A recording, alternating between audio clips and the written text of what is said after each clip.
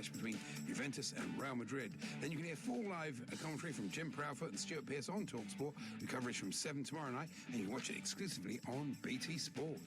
The biggest club game in world football will be available live via 360-degree cameras at youtube.com/BT Sport. And for the first time ever, you can watch the game in VR on the BT Sport virtual reality app. Goodness. Michael Cox is still in the studio, football writer, tactics expert. Let's talk about the Champions League final then. Oh, what a fascinating. Where will this game be won and lost tactically, do you believe? Well, I think it's quite interesting because in the last couple of Champions League games, Real Madrid have depended quite a lot upon just getting the ball into the box. Ronaldo's so good in the air, Benzema's so good in the air, and you think in general that kind of plays into what Juventus are good at with those really good defenders. But in the second leg of the semi-final against Monaco, I thought Juventus were really quite vulnerable in the air, surprisingly so. So I think it's going to be maybe decided in the penalty box by Ronaldo and Benzema. I mean, Ronaldo hasn't actually played well in terms of dominating games like he used to, but he's just always, so decisive in the box. He's always there, isn't he, when the chance comes? But I love attacking football, but I must say that Juventus run to the final, I've really enjoyed their defending. It's almost like an art form, and you can enjoy it. And we were talking about Allardyce and Pulis, and how they don't really get recognised for their tactical ability, because sometimes I watched West Brom play Chelsea, and it was really stifled Chelsea. This was early in the season, and it was a masterclass in how to do that, and that takes a bit of ability too.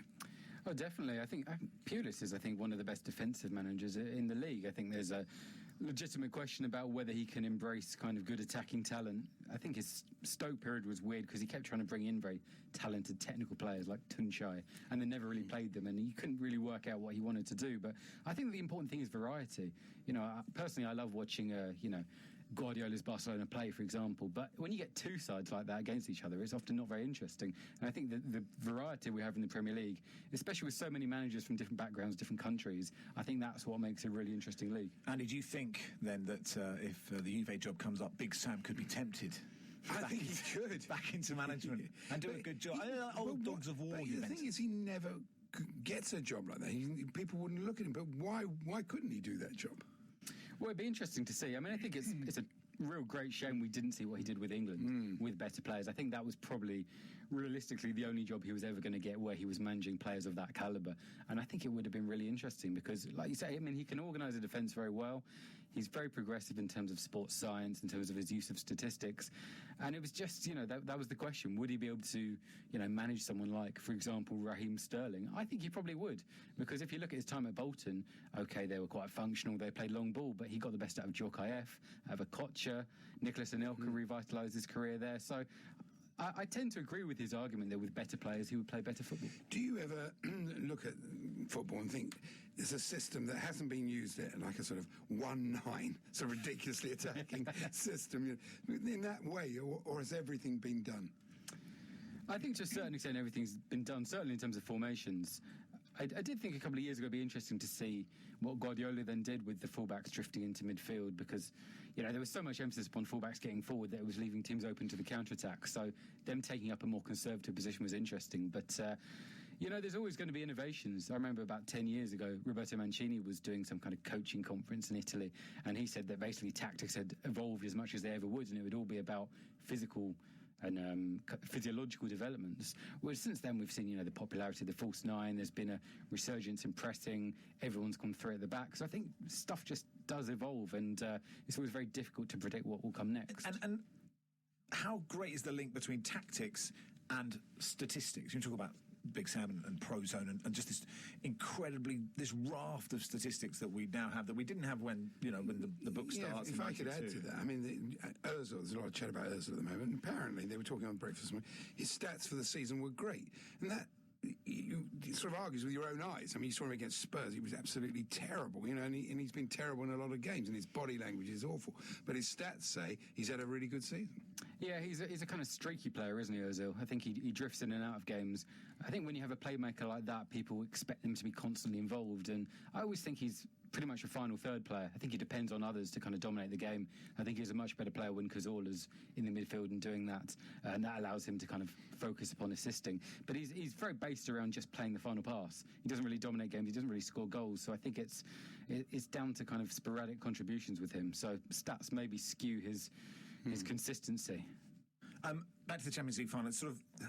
It's being touted as attack v defence, but that's oversimplifying it, surely, isn't it?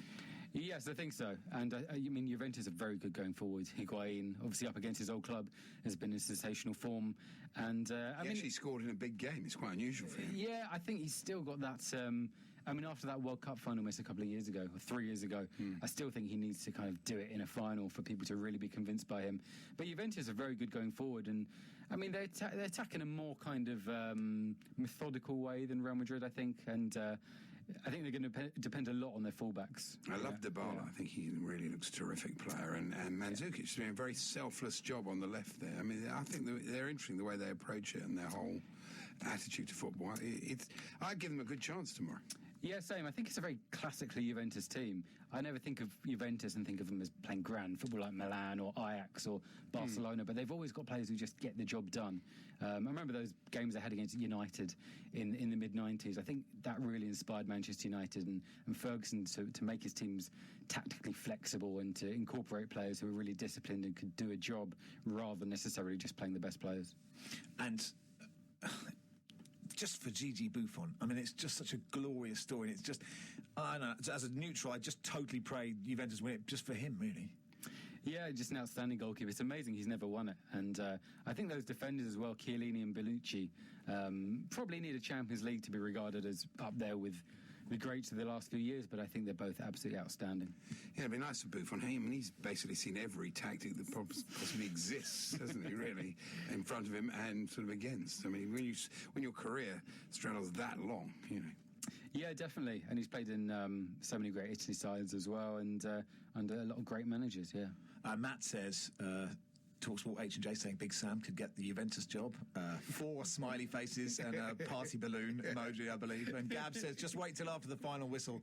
When win or lose, Ronaldo will do something to ensure that the cameras focus solely on him and what he's doing and not the other players on the pitch. Well, I think that is the thing about it. I mean, people admire Ronaldo, but they don't think they love him, whereas they love Messi. And that is the reason, because he's so vain, isn't he? He's unbelievable vain, but of course he's unbelievably brilliant as well. Yeah, and I think it's been interesting this season how much he's kind of changed his game. He's essentially becoming more of a number 9 as the years go by. It's amazing to think that, you know, back in his early days, people were laughing at him for his kind of tendency to do 14 step-overs and then hit across against the fullback. And now he's just so ruthless, and you don't really see him out wide. You don't really see him doing tricks. He's just so focused on scoring. You just know he's somehow going to find a goal somewhere, isn't he? He's just that sort of player. It'll be 1-0 up Real Madrid. Buffon will come up for a corner. Score Jimmy Glass style. Jimmy Glass style. Then he'll save the 4th penalty and score the 5th. The book is called The Mixer by Michael Cox, published by HarperCollins, is it? Yep.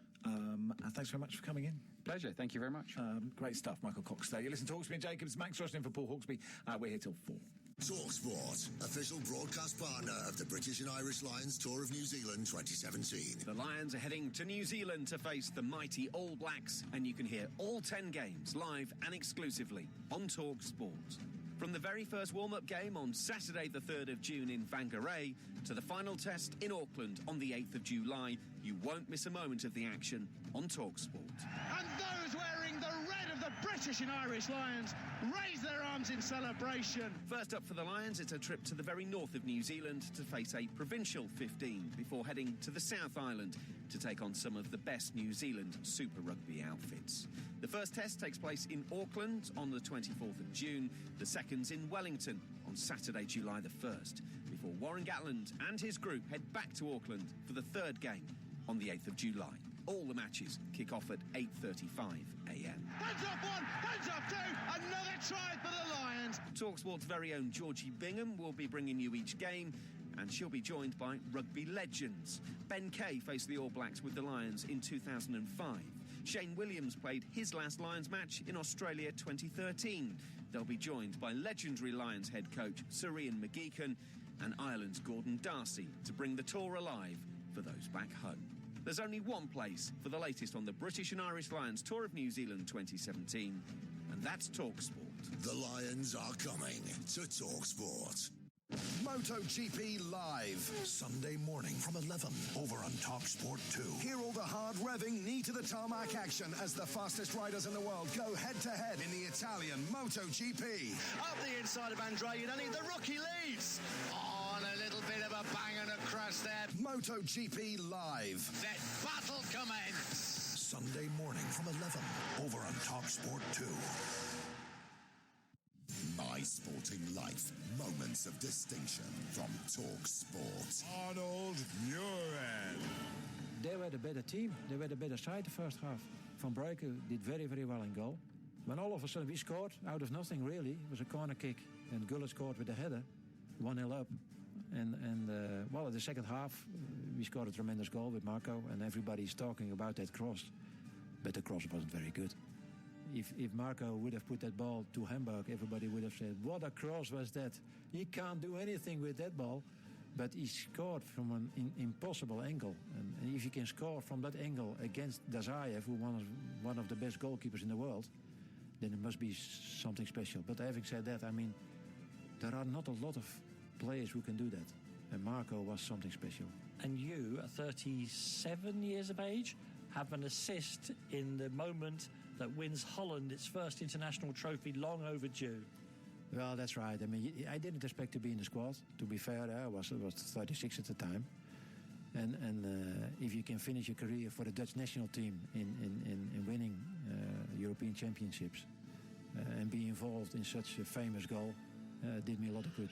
Legends of sport recall their major achievements with Danny Kelly. My Sporting Life on TalkSport. On digital radio and 1089 and 1053 AM. TalkSport. Thank you to Mitchell, who's been in touch to say, Max, can you call him Gianluigi Buffon or simply Buffon? You calling him Gigi does my head in. Right, well, you know. Okay. It's his name, isn't it? That's what people call him. I believe it is. But from now on, I think you can call him Gigi, Andy. There's nothing about you. Can do whatever you like. It's just me calling him Gigi. I'll do whatever I can to never say that again. Thanks for your feedback. This is Hawksby and Jacobs. Max Rushton in for Paul Hawksby. We're here till 4 in the next hour. We'll chat to Paddy Power and Rupert Bell. Rupert's at Epsom. We'll talk to Jeff Stelling as well, who's going on another one of his crazy walks. And interesting film director Brian Fogel will be in to talk about his documentary Icarus, all about doping and cycling. It's fascinating. Right now it's 2 o'clock. We'll get the sport from Ben Fletcher. Before that, the news with Tanya Snooks. Thank you. Coming up, Tiger Woods gets support from fellow former world #1 golfer. And an Arsenal club legend can't see any future improvements under Arsene Wenger. TalkSport. Good afternoon. Police investigating the Manchester terror attack have evacuated an area in the south of the city after finding a car they say may be significant. Meanwhile, Prince William's been visiting police officers who were involved in the emergency response on the night of the concert bombing. Theresa May insists she's been clear with President Trump that the UK continues to support the Paris climate change agreement despite the US pulling out. The Prime Minister's been accused by political rivals of subservience to Donald Trump and dereliction of duty after telling him she was disappointed. But she insists she has been direct with him, making the UK's position clear at last week's G7 meeting.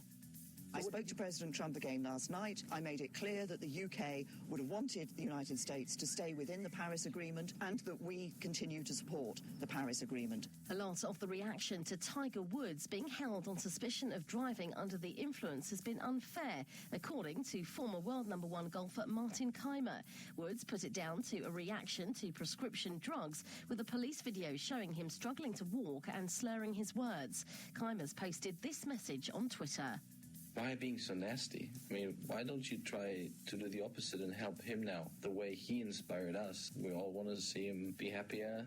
And Ireland's officially entered the bidding process for the 2023 Rugby Union World Cup.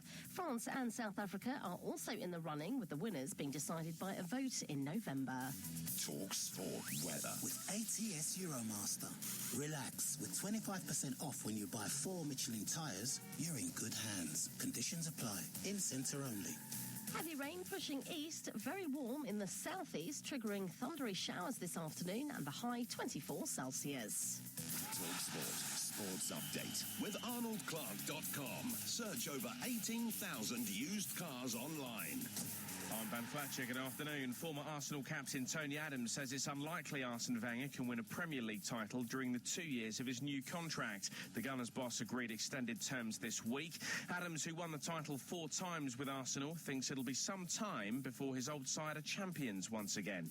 The league doesn't lie, you know, and they've come 5th this year, and they have to have some extra recruits, I think, in the summer to go forward. I think your cup games are very different. You can do it for a one-off, but over the course of the season, they've been found wanting. And will that improve in the next 2 years? I'm not sure. I don't think it will. On to cricket. England all-rounder Chris Woakes has been ruled out of the Champions Trophy with a side strain. Middlesex pair Toby Rowland-Jones and Stephen Finn are among the potential replacements, as is Surrey's Sam Curran. Meanwhile, in this afternoon's Group A clash, New Zealand opted to bat first against Australia in TalkSport 2's live commentary game. The Kiwis were 146 for 2 in the 23rd over at Edgbaston. Racing, the Epsom Derby meeting gets underway this afternoon. TalkSport will bring you full live commentary of the Coronation Cup and the Oaks, in which Rhododendron is the favourite. Finally, to the French Open tennis, and on day 6, a walk in the park for 9-time champion Rafa Nadal. TalkSport's Lisa O'Sullivan can tell us more. Yeah, just one game for Nicolas Basilashvili in that match, and to be honest, the 9-time champion handed him that one. That was Nadal's 100th clay court 5-set match, and it was his 98th win. He is sublime in this competition this year. There's been thunder and lightning over Paris. No heavy rain yet, though. Novak Djokovic then warming up on court against Diego Schwartzman, while in the women's draw there were wins today for Muguruza and Sam Stosur. Thanks, Lisa. All the latest sports news is on the website, talksports.com. On DAB Digital Radio and 1089 and 1053 AM. Andy Jacobs with Max Rushton. In for Paul Hawksby on Talk Sport.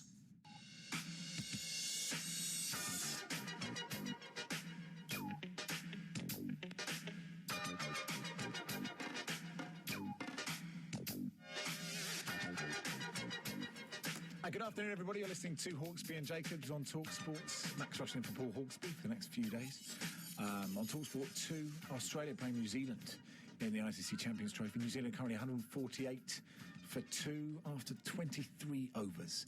In the old days, that was Taylor what just they would pads one down. So you get practice, are you? Yeah, I'm just practicing for Sunday. And there's no run. It's quite artesque. Now, it's quite warm out today, but and you're wearing shorts. And I have to tell you that in all the 17 years I've been doing the show with Paul Hawksby, he's never worn shorts once. Oh, really? No. Is that allowed, or shall I stop doing that as well? Well, it's fine. You can. His shortened pronunciation of Gianluigi Buffon. But at least you're not wearing flip-flops like the Moose does, which is really hideous. Yes, You've got proper shoes on, which I really want to think about. Now, Andy, what have you got for us? I've got this story about, I don't know if you do a lot of running, but... well, not since my knee injury, but yes. I hate it. I hate every step. The headline is, Radcliffe Distance Run Tights, no help. Oh, no. Trendy compression tights worn by top long-distance runners such as Paula Radcliffe do not improve performance. I felt sorry for Paula there, really. She doesn't market these tights or anything. I mean, she may have worn them in her time. But it's like, they're almost like blaming her, which I think seems a bit unfair. Are you a compression sock type of guy on a flight, long flight? I have been known to wear them. Good to know. Yes. Well, I don't know. Do they do any good? Who knows? Well, I mean, that would be part of the article. Maybe you could do an exclusive. Maybe you will be named in the exclusive. Andy Jacobs' compression socks do nothing for deep vein thrombosis. What's wrong with those is that you put them on and then you arrive normally somewhere hot. Yeah. And you haven't got a chance to change, and you've got to walk around for a sort of couple of hours wearing tights under your trousers in sort of 100-degree heat. Oh, right, you wear the full-length ones, do you? Oh, yes. Really? I'm a full compression man. Are you fully compressed currently? Do you do that to keep you in the zone for the show, or you're going free? Somebody else wearing a compression for shorts or tights for running is Pippa Middleton. Oh, good old Pippa. I'm delighted to see her going for a run around Sydney yesterday. Oh, I'm yet to publicly congratulate her. Thank you. Well done, Pippa. Do you think somebody needs to tell the press that she's not actually royalty? Because I think they've got confused. I think they think she is. I just couldn't. I'm so little it was interest. fascinating after she got married. There was 12 pages in the Mail on Sunday with a I think it was 9 pages with a 12-page pullout. Oh, okay. You know, and you think, I'm sure you're more interested in the public, although I did hear that some people were actually interested. Well, in these troubled times, we just need a heartwarming, good news story, Really? don't we? That's what we need. As an aside, someone stopped my girlfriend in the street and asked her out yesterday. Do you want to know who his chat-up line was? No, what was it? He said, he grabbed hold of her hand and he said, "I bet I cook a better risotto than your boyfriend." Really? Yes. Would that be true? Well, yeah, it's not. I'm not particularly good at that kind of the arborio rice. I struggle with that. Well, it's hard, right, risotto. You've got to put the work in. Yes. Now, I was looking at the paper this morning, and it was a piece on Paddy Power and all the sort of exciting things they've got for us in store in the weekend. And they've had these amazing statues commissioned, or they've commissioned these amazing statues by the bloke that did the terrible Ronaldo statue that everybody everybody laughed about. I'd say, not lied about. Have you seen it? I haven't, Cristiano. No, it's wonderful, Your Honour. So we should ask Paddy about them. Well, I think the Bale one may even be at the bar that we were talking about the other day. We can do that now. It's time for this. Paddy's Punts on TalkSport with Paddy Power. Check out the new and exclusive Cash Card Plus, where you can get instant access to your winnings. 18 plus gambleware.co.uk. T&Cs apply. Good afternoon, Paddy Power. Good afternoon, gentlemen. And also good afternoon, Rupert Bell from Epsom. Good afternoon, gentlemen. Well, let's start with that then, Paddy. Your statues doing a fine trade around Cardiff. Yeah, we had Emmanuel Santos, as we all know the name. He's the guy who made the bust of Ronaldo. But yeah, we commissioned him. We thought it'd be a bit of crack because if Ronaldo has one, Bale should have one with the Champions League final at Cardiff. We got him to make a bust of Bale as well, and it is the quality and the likeness is as expected. Did you say, Paddy? Did you say we really like them? Can we have them, or did you say, look, it wasn't the best, but crack on? No, we actually went to him and said, we really like your work and could you do one for us and all that kind of stuff, and he was a bit surprised, but he did it anyway. So he's so we got it. It's unique, and it's sitting in our, if anyone's in Cardiff who's listening, you go down to our shop. I think it's on Mary Street or St. Mary's Street, and it's sitting there in the shop in a little case and everything with a big gold or bronze of Gareth Bale's head, which you'll have to, it does say Gareth Bale, which is how you'll know it's Gareth Bale. No, I don't think it's that bad. I think he is a bit hit and miss though, the lad. I mean, Sergio Ramos just doesn't look like anybody on earth. Danny Alves, I don't know what's in it. But Buffon, it's not bad. Oh, Gigi, as we're not allowed to call it.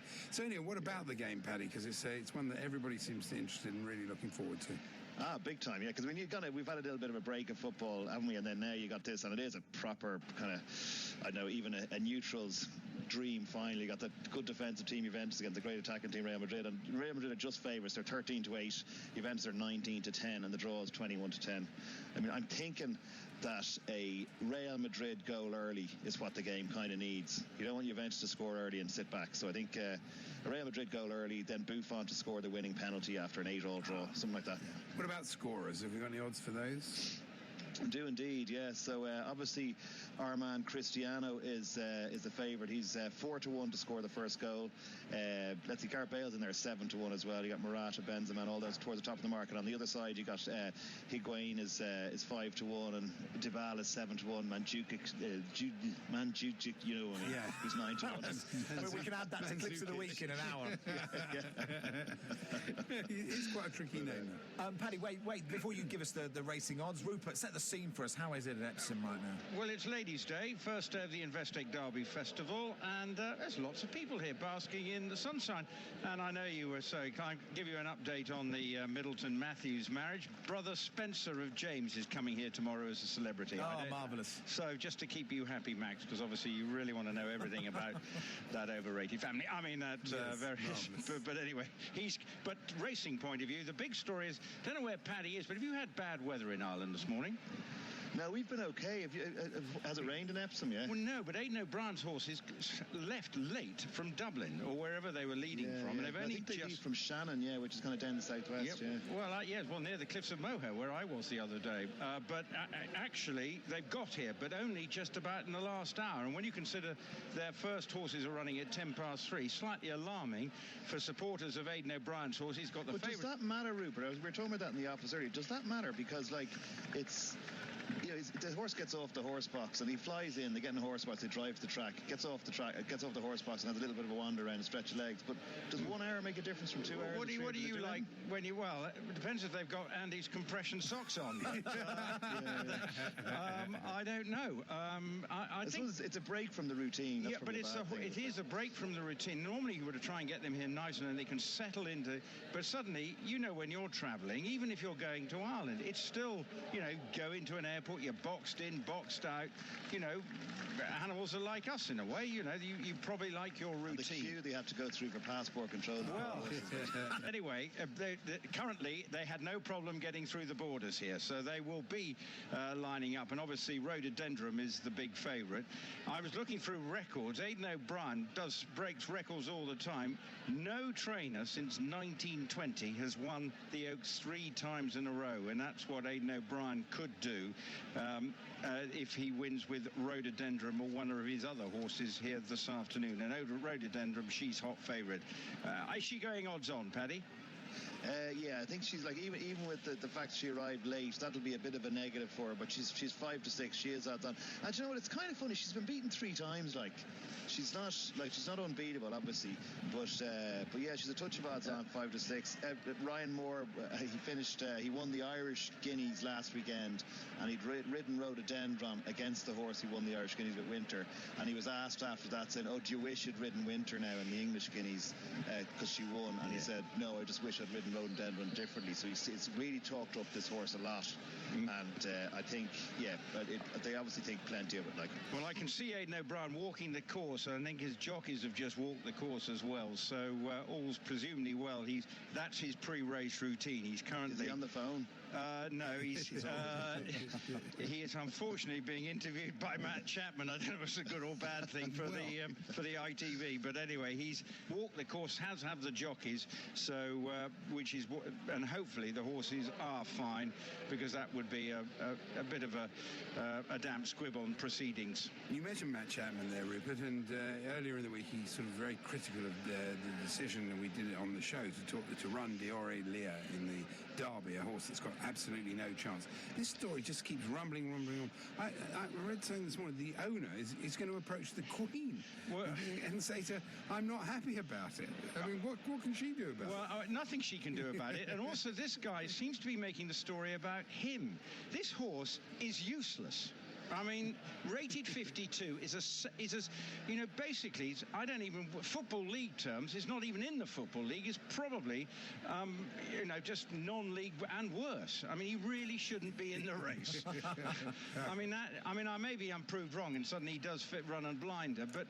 Yeah, but in the FA Cup, Rupert, the non-league teams get a chance, don't they? They get it. I think it highlights the fact that there probably should be a lower limit to the ratings of a horse that can run, but and I think 18 runners in the race. And then they couldn't get the first jockey. Then he's gone and got another jockey who is another apprentice. It just seems he wants to create a story. Moves yards. The whole thing is unedifying. I have no problem with the horse being in the race, but now if he's going to go up to the Queen tomorrow, I imagine he's not going to get anywhere nearer tomorrow, because there will be a cordon. Because if they spot the guy before the race, he should be worried about his horse. Just get on, enjoy the occasion for what it is. And I don't know what, I think you're offering some odds for the horse to finish 63 lengths behind the winner, aren't you? I think about 65 lengths we expect him to be. So if somebody tries to chase him away from the Queen, he can't make a quick getaway on it, can he? Listen, Rupert, we'll be back. We'll be back with you in an hour, Rupert. Commentary of the Coronation Cup. Paddy, we're on Hawksbill. I we've got totally £5 each way. Price, yeah. Okay. Is that because it sounds like Hawksby? Yeah, and Andy loves Paul Hawksby. He misses him. He comes in and he's just like, "Where's Paul?" And then he just looks mournfully to the sky. And then he's when he's off, he's probably not listening. He's probably on his holidays, and he probably doesn't realise there's a horse called Hawksbill running. And when it wins at 10-1, he's going to be sick as a parrot. Which that's is great. Just Paddy, thanks for your time. Paddy. Appreciate it. We'll be chatting to TV royalty Jeff Stelling in just a second. Paddy's Punts on TalkSport with Paddy Power's new and exclusive kicker feature. Place a kicker bet, and if your team wins big, you win bigger. Mobile only, 18+, gambleaware.co.uk. Virgin Radio is back with with classic tracks and new music. Start your weekday from 6 a.m. with me, Edith Bowman, at breakfast. I'm Jamie East, here to get you through your busy morning with interesting guests, entertaining stories. We've always got room for something unexpected. Hi, I'm Kate Lawler here every lunchtime. Make sure you save room for me at your lunch table. Hello, I'm Matt Richardson on Virgin Radio to get you home with a smile on your face. I'm Tim Cocker, here in the evenings when work ends and life begins. Find Virgin Radio at virginradio.co.uk. Get the app for your smartphone or retune your DAB radio. Check getdigitalradio.com. Download the Talk Radio app and get the biggest names in British broadcasting, wherever you are, whenever you want them. Download the Talk Radio app and get the new big thing in British broadcasting, wherever you are, whenever you want it. Listen live. Get Paul Ross when you're on the road and Ian Lee wherever you may be. Download the Talk Radio app for free from your app store now. Is required. Single bets and knackers only. Please bet responsibly.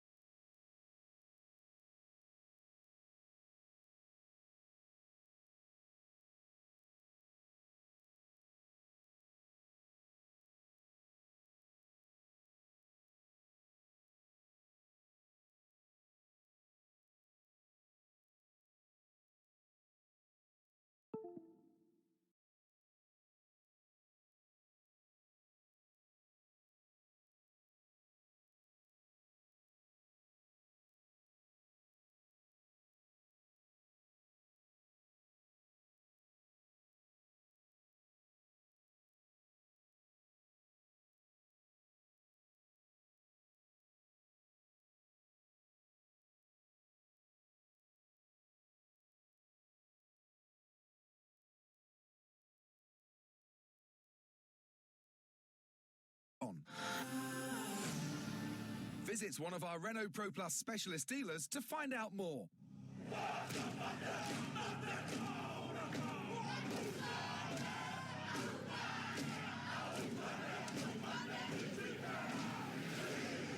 Being an All Black is in their blood. Being a lion is in ours. The Lions Tour, live only on Sky Sports. To upgrade, search Sky Sports Summer. Van Buster now on. The Titan 750 watt 115mm angle grinder, just £20. When it's gone, it's gone. Excludes VAT at 20%. Say you're a year into your contract and a hot new phone is released, but you're not allowed to upgrade without paying through the nose. Let's just say you're not best pleased.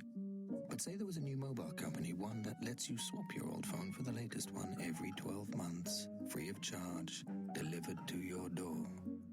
Well, say hello to Sky Mobile. Sky. Believe in better. Free of any early upgrade, admin and delivery charges. 24-month interest-free loan with data plan needed for each new phone. Trade-in value credited to existing loan. Subject to status and availability. Terms apply. See sky.com/swap-help. My thing, Guatemalan cortado. As coffees go, it's pretty lively. Must have smashed out 24 spreadsheets in half an hour. Boom. Which is, funnily enough, what my laptop did when I spilled my cortado all over it. Oh, no. So, I need a new one. 15-inch display, 1 terabyte hard drive, and no big price tag. Refurb it is. Jake's thing. It's got to be a refurbished laptop from eBay. That's as good as new with 12-month seller warranty.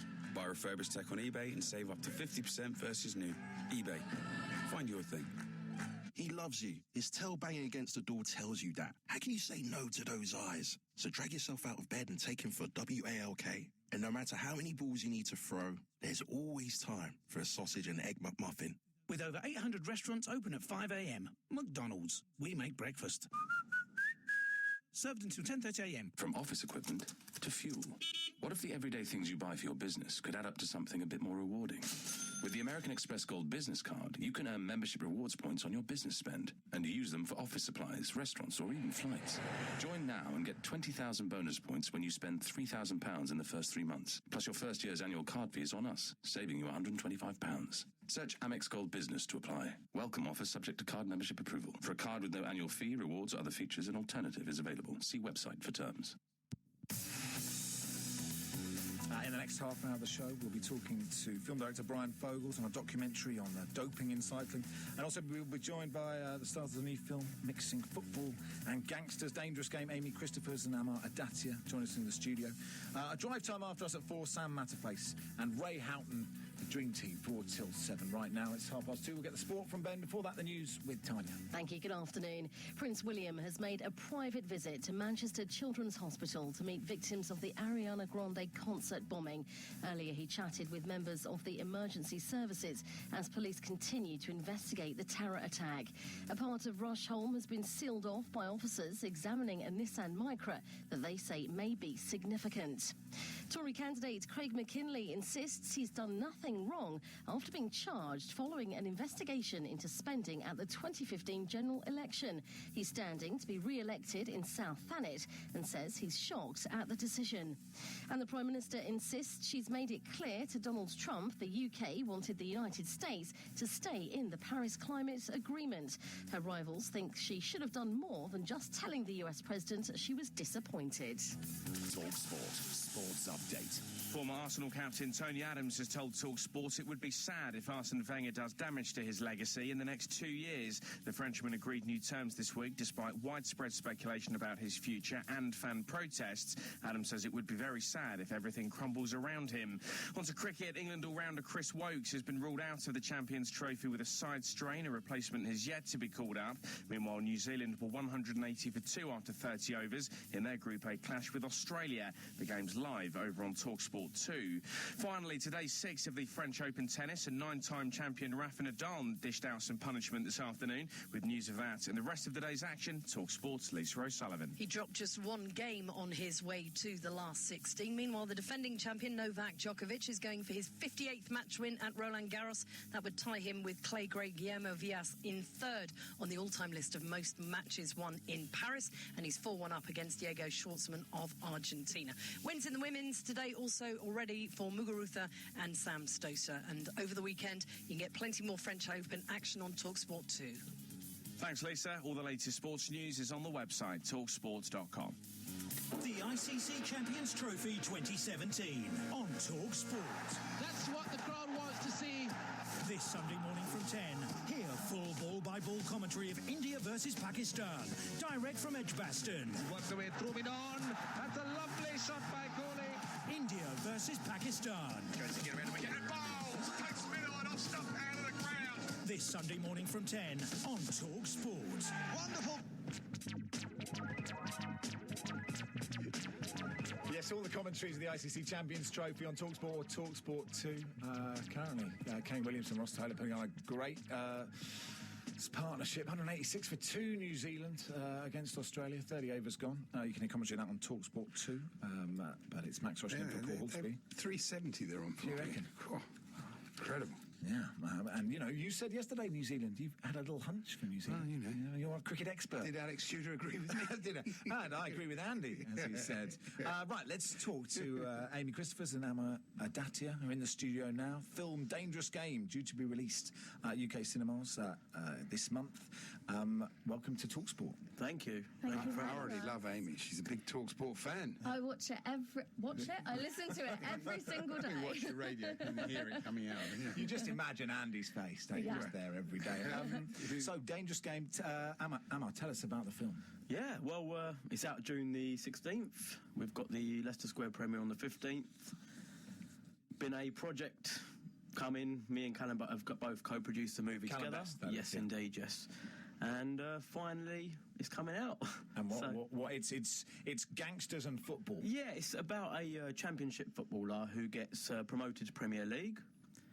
And I'm his best friend. I'm actually an actor as well. I'm his best friend in the movie. I influence him and get him involved with the Russian mafia, who tell him to throw a game.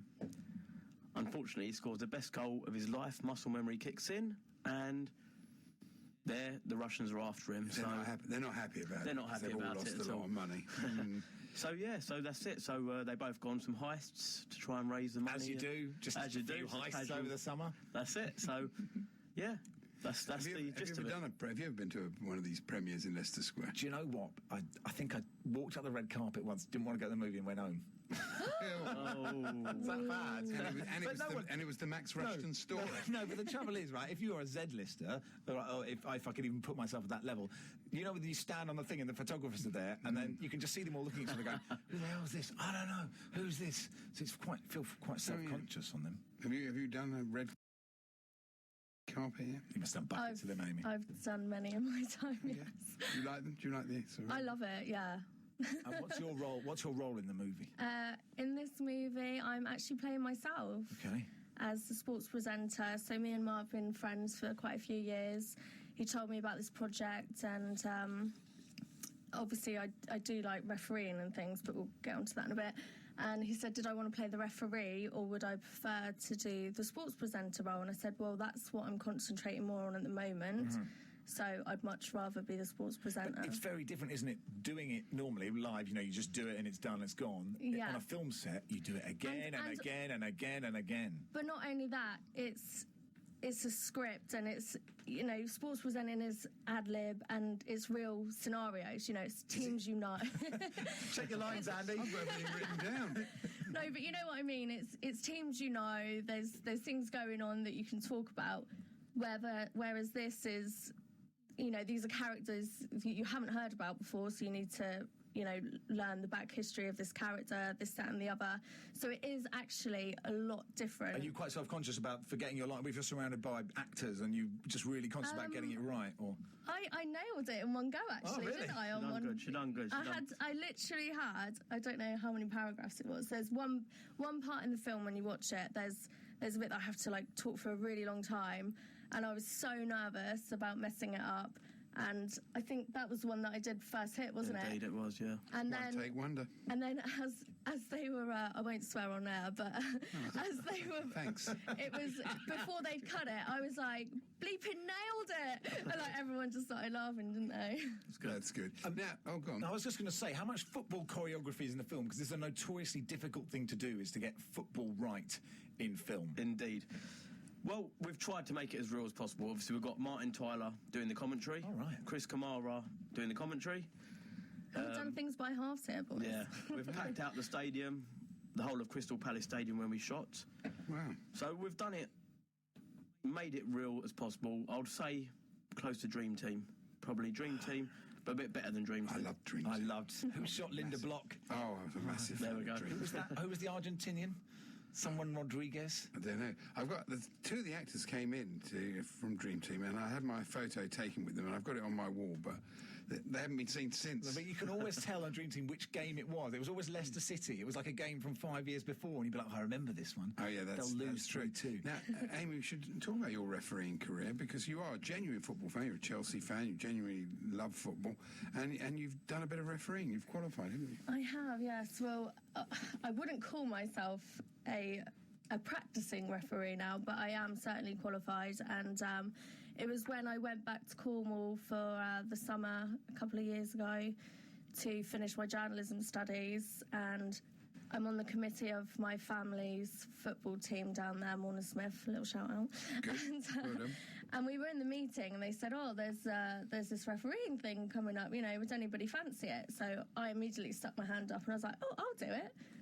Of course, they all started laughing. They were like, you can't do it. And I was like, just because you've said that, I'm going to go and do it, and I'm going to become a referee. And was it easier or more difficult than you thought it would be?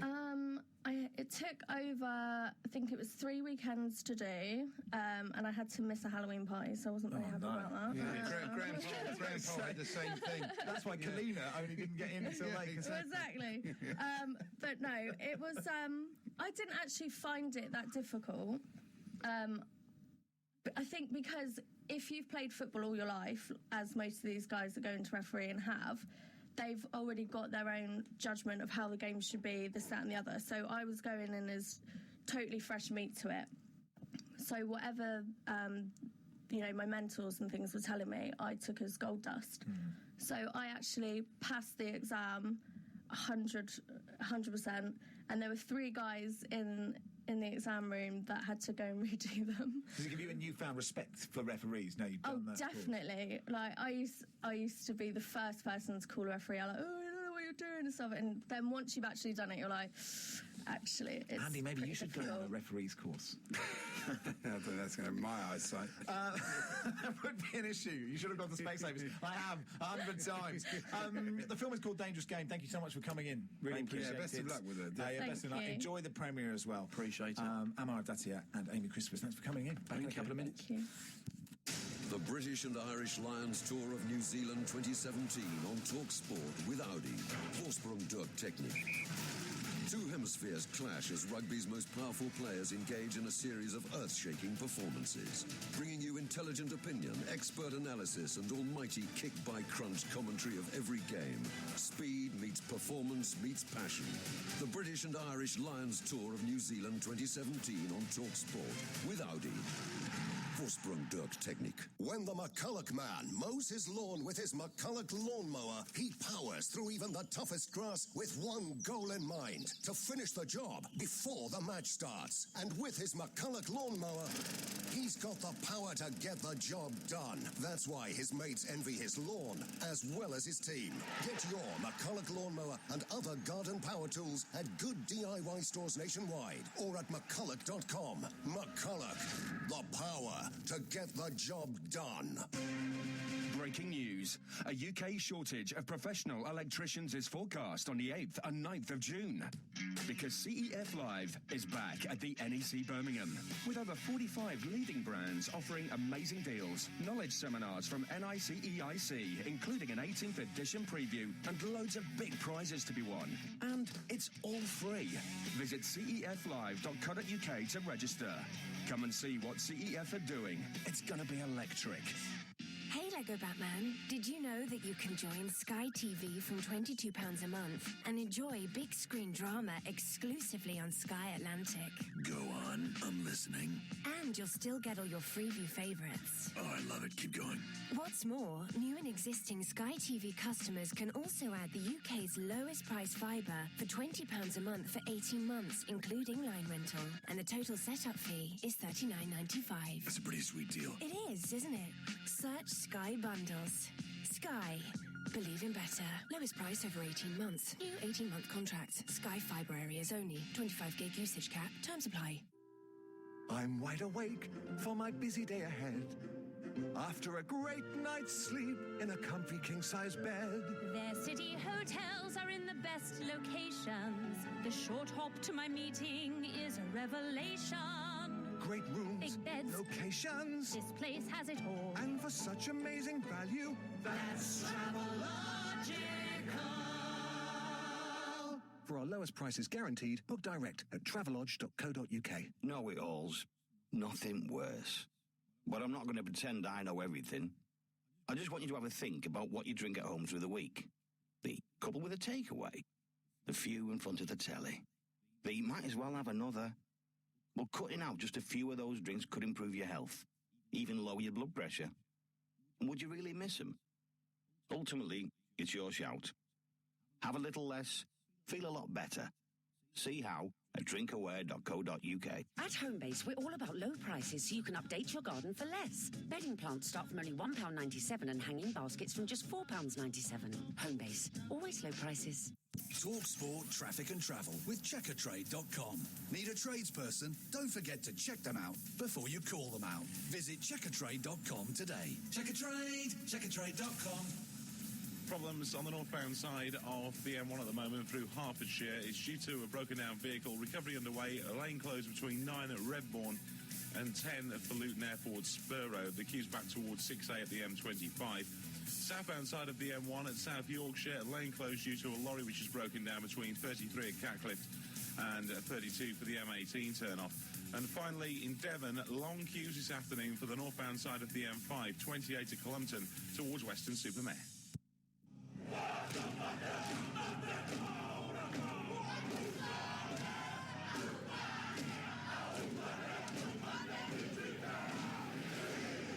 Being an All Black is in their blood. Being a lion is in ours. The Lions Tour, live only on Sky Sports. To upgrade, search Sky Sports Summer. Driven to the limit. Power steering. Talk Sport.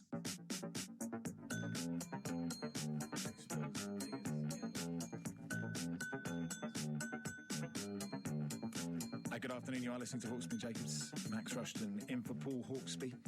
We're here till 4. Sam Matterface and Ray Howland on Drive this afternoon. Very pleased to say in the studio we're joined by Brian Fogel, film director, made the documentary, you say, thriller Icarus, which is about doping and cycling, and it's a fascinating subject that so much has been done, but you took a very immersive role in this movie. Well, actually, the film really isn't about cycling much at all.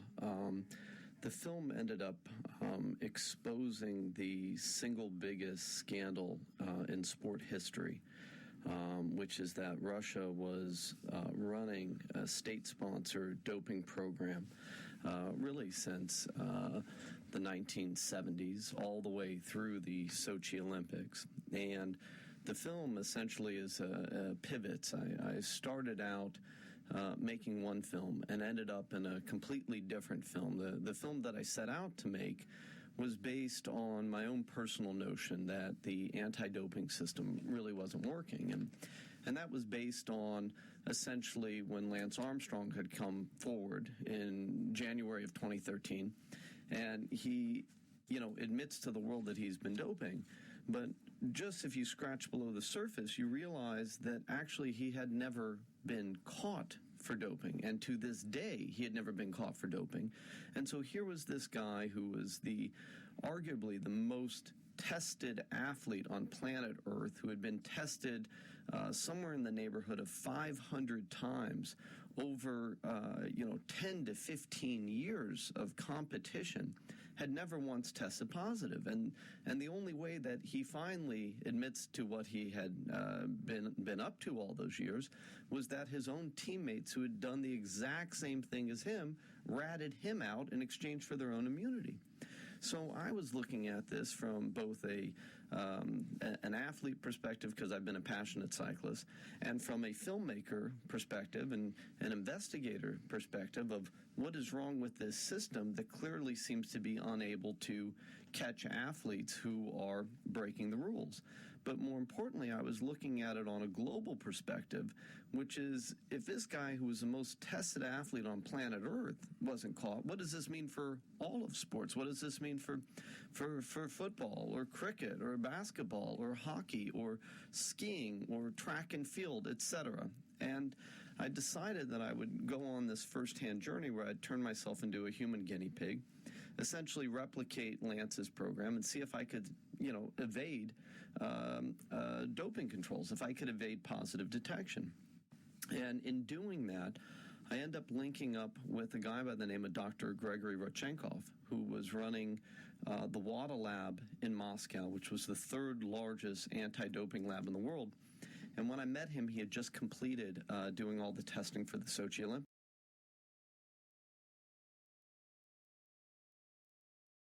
And Taylor has tried to hit that towards the leg side, got a leading edge, and he has been caught. And John Hastings, yet again, is the wicket taker for Australia. Yeah, needed. Cross seam ball, held up a little bit. Seen that one. We saw the wicket of Guptill. It just sticks in the pitch a little bit and stands up. When it stands up, when it bounces a little bit taller, it doesn't arrive quite as quick. And so therefore you threw your shot leading edge, top edge. Taylor, handy innings, great, good partnership, and sets New Zealand up for a good little end phase. It sets New Zealand up for Melinda Farrell to come on and for you to explain what we're going to see here from, who's coming out to bat? Neil Broom. Neil Broom, you had some fantastic numbers on Neil Broom. It's still early in his second part of his New Zealand career. Had a run early doors. Like myself, wasn't quite good enough early in his career, and then has having a second go at it and absolutely making it work. Was playing in Derbyshire a couple of years ago as a local because of his British passport. Rescinded that to come back and play for New Zealand, and having a good return for New Zealand. He's a new batsman. He is one of the stronger guys with shirts off in the changing room. In terms of physiques that you think you've just been working beach muscles, Neil Broom. Good afternoon, Melinda. Good afternoon. I'm wondering how someone's stronger with their shirt off than with their shirt on. They look stronger. Yeah. He looks quite imposing as his forearms and shoulders, etc. But when the shirt's off, it's just a little bit like, oh, Broom, put it back on. Please, for me. Well, it is Neil Broom out there, the 33-year-old, as Hastings comes in from the Birmingham end, and he's just driven that straight down to the man at long off, and that was Williamson rather, and through for a single. The two batsmen were managed to cross with the ball in the air when Taylor was caught. So that is the end of the over, and New Zealand are 217 for 3. Ross Taylor, man to go in the last over. And it's Hastings. He has looked the most likely, hasn't he? Yeah, that's the thing and this is the Kyle Mills philosophy. Just keep bowling your best ball as many times as you possibly can. And I thought early in that over, he was trying a little bit funky with Kane Williamson, and Kane Williamson had the better of him, but went to just back to bowling his best delivery, back of a length, cross seam. So that's the variation, but you still bowl it as if it's any other stock ball. And hits the wicket, stands up a bit, or it skids, depending where it hits on the ball. Ball managed to grip, stand up a bit, and Taylor with a top edge catch. Bowl your best ball as often as you possibly can, especially when the pressure's on you. Go to the ball that gives you the best success. You're going to have to change at some stage. It's a funny thing that Hastings was dropped when he was leading wicket taker in 2016 for Australia, but it's Moses and Reeks. Now the bowler coming in, bowls to Williamson, who tried to tuck it away on the leg side and didn't know where it had gone. It had dribbled down straight back to the bowler. I don't think there's any other batsman in the world that gets hit there as often as right there, than Kane Williamson does. I don't think there's anyone else that gets hit there as often. That plasticky noise. sort of just making a few adjustments out there at the moment, rearranging things. Interestingly, now they've got all those singles down to third man. They've got two fielders short, just on the edge of the circle there, as Moses Enriquez bowls, and that's exactly where Williamson has hit it. He's played late, but there are two fielders there trying to cut off that single to third man. I don't think all that rain's gone now. I think it is as well. Look, it's a beautiful view. Not beautiful, but this is your home studio now, isn't it? Yeah, and I'm looking at the skyline. We've got the spires ahead. We've got the lovely lights of Edgbaston. A nice hum from the crowd now, settled in for the afternoon as Reeks comes and bowls over the wicket to Williamson, who just drives it quite comfortably down to the man at long off for a single. It's 218 for 3, and we will see Broome face the first ball of his innings. There is a nice little hum. Really good crowd. I mentioned that earlier with Jared. I'm really impressed with the Birmingham faithful, and it is a ground that does get filled up. T20 finals days and all neutral games here seem to always draw a good crowd. Amazing atmosphere. Zamreeks comes in, bowls Broome for his first ball, just squirts it out on the offside, no run. I actually, funnily enough, I slept rough here overnight about a month ago for charity. It was for a homeless charity. Ashley Giles had organised it. It was really odd being here in the middle of the night. We were all sitting in the Hollies stand at one point listening to music, which was a very bizarre thing. It was quite eerie, in fact. Enriquez turns at the top of his mark, runs in, bowls, and this time Broome just turns it to the offside, but there is a fielder there. It's Steve Smith, and he's too quick. No run. Basin Reserve, Wellington, New Zealand. One of the prettiest, if not the prettiest, test venues in the world. It's beautiful. I would say that. My home ground. That is a public thoroughfare when there is no game of cricket. So you can sleep rough anytime you want to at the Basin Reserve. You can wander out to the middle. There are security sensors that will pick you up, and someone will eventually come and tell you to move on if you're out on the playing surface. But as Enriquez comes in, Broome waits, and again he hits it straight to Steve Smith there at short mid-wicket, no run. The end of the over, 218 for 3. Williamson has moved on to 76 from 84. Broome yet to score. We used to ride for warm-ups, and there would be people still asleep on the embankment, because it's such a lovely place to have a little snooze. If you can find a windless pocket, so you're at the opposite, the end that the wind is coming from, sit nice on the embankment, which is just a nice angle, sort of like a lazy boy kind of recline. The angle. It's quite steep. Yeah, but you can just lay there, and quite often, you would arrive at the ground and there'd be people still having a kip from a walk home after enjoying the frivolities of Wellington CBD. Cafe bar areas. It's actually a big roundabout, that ground. Biggest. It's quite interesting because the road rings all the way around it, and I've heard stories about the ball being hit out of the park and smashing car windows. Yeah, I've been hit out of the park a couple of times. I can't believe that you would ever be hit out of the park. It's true. We do have a change here. Mitchell Stark has come into the tack from the Birmingham end. He's been doing a lot of bowling from the pavilion end, but he is now at the Birmingham end. Kane Williamson is the man who will face him for the first delivery of his over.